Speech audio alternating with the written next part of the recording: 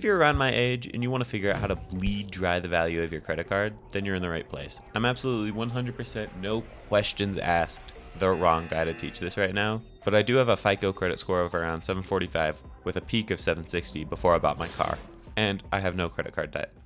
Okay, to get you started, you'll need a credit card. It's how you get points and build that credit score. Why a big credit score? Because it's cool, okay? Go to thecreditcardlist.com, shout out Mancon, and click that little $0 annual fee tab. Later in life, if you're real smart, you can find some value in the cars with annual fees, like this $250 annual fee that gives you $240 in food credits a year. But this is strictly for starters, and you do not want an annual fee card. Why? It's just another monthly payment that drastically hurts your credit score if you ever decide to cancel it. Alright, now before we do anything else, I need you to find what expenses you make on a consistent monthly basis that could be put on a credit card. Now you need to match what is reasonable amount for you to spend that could be used in place by a credit card, and match that to some intro rewards on these cards. Please do not spend extra money to meet these intro requirements. Why do you think these benefits exist? Because they prey on human instinct to say, well, I'm getting the points, so it's kind of worth it to buy this.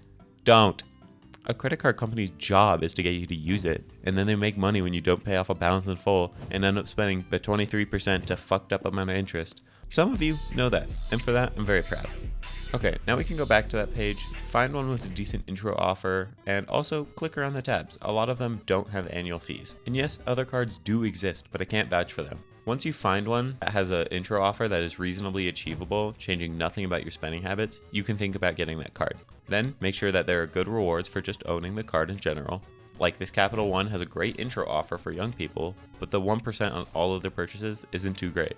Go through and find what card you think would be nice having, and then go ahead, I give you permission to apply for the card, on the condition that you will not use it like a credit card, and will treat it the same way you do as a debit card, where the money is accounted for and you only spend what you have and are willing to pay at the moment of the transaction.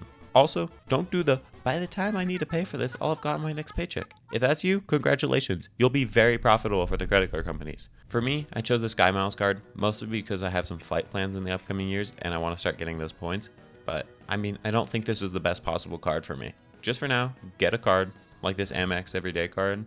Even if you don't hit that sign-up bonus, you're still getting 3% on almost every single purchase, which gets you 3% on up to $6,000 a year on gas, $6,000 a year on grocery shopping, and $6,000 a year on online purchases, which, let's be real here, you should not be maxing out any of those. Okay, but what if you want the best credit score possible?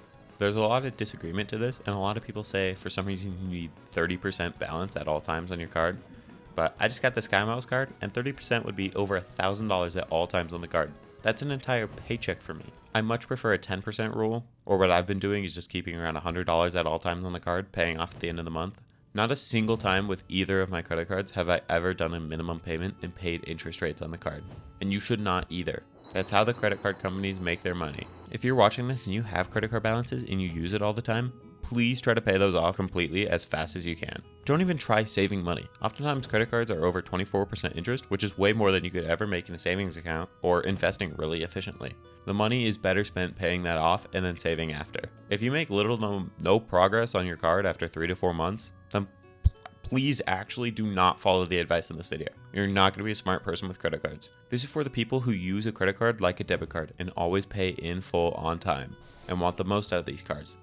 Okay, there's a lot I didn't talk about, but go out, be smart, do your own research, and also build a budget. We didn't discuss that, but you should do that.